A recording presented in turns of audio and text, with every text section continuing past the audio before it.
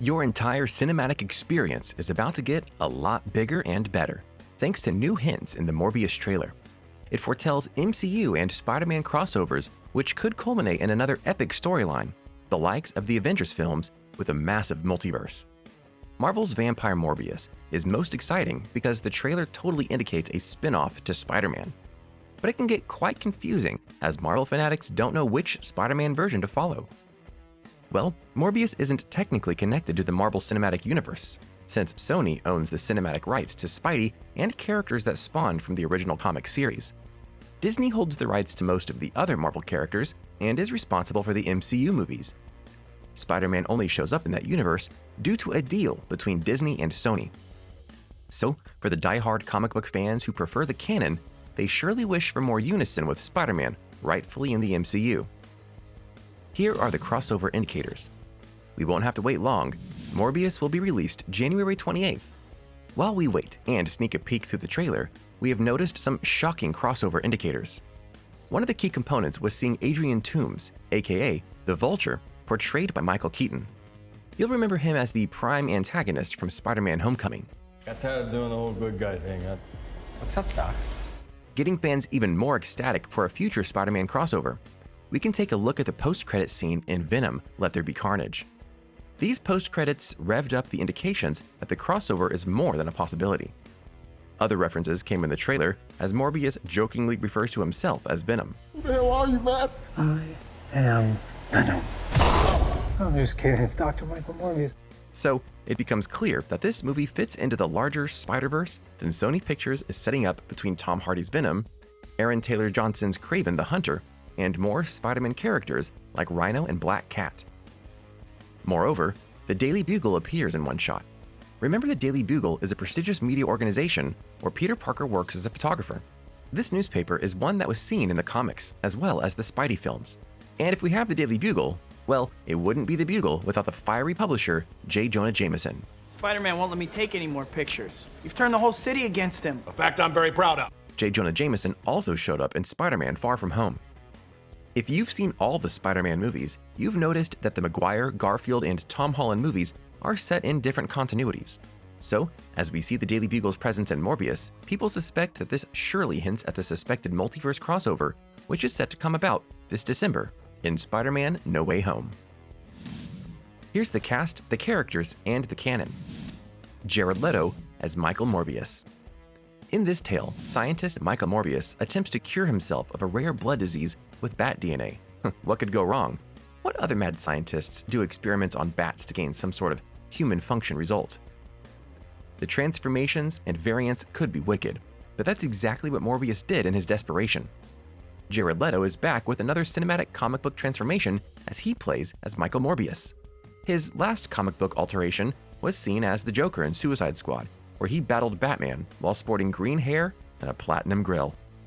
Jared Leto is perfect for the role as Michael Morbius because he's a master at transformations. We've seen this on the silver screen in his portrayal of the 118-year-old in the 2009 sci-fi drama Mr. Nobody, where he cloaked himself in full-face prosthetics to fit the role. He did the same as Paolo Gucci, the former vice president and managing director of Gucci. For that role, in the movie House of Gucci, Leto was decked out in prosthetics again. This time, the 49-year-old completely transformed into the chubby, balding fashion executive. The transformation was so radical, people said Jared Leto's character looked like he belonged to Mount Rushmore.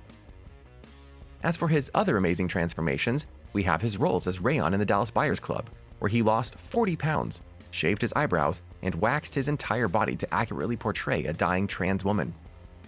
Now, the new Morbius trailer gives us a clearer look at his next cinematic disguise as the ghastly-looking living vampire of Marvel Comics. The appearance of the full-fledged living vampire is sure to give us all goosebumps, if not terrible nightmares. Adria Arjona. The next star joining Jared Leto is Adria Arjona.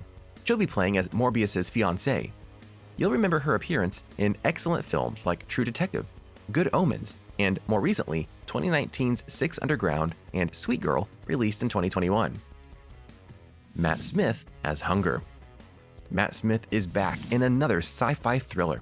And remember, he played as the 11th actor to grace the screen with his portrayal of Doctor Who from 2010 through 2014. He shows up very briefly in the trailer, but we know the 37-year-old English actor will be playing the role of Lucius Crown, aka Hunger, according to IMDb. Right off the bat, pun intended, it seems this MCU crossover is using the old-school formula of a virtual mirror match with supposed friends who turned out to be parasitic psychos. They'd start off as friends of the protagonist, then eventually use the hero's merits against them. We've seen this in the first Iron Man film of 2008, as Obadiah Stane, also known as Ironmonger, almost killed Tony Stark over Stark's technology. Captain America had to battle his best friend, Bucky, aka the Winter Soldier, who also became a super soldier with that trademark metal arm instead of a shield.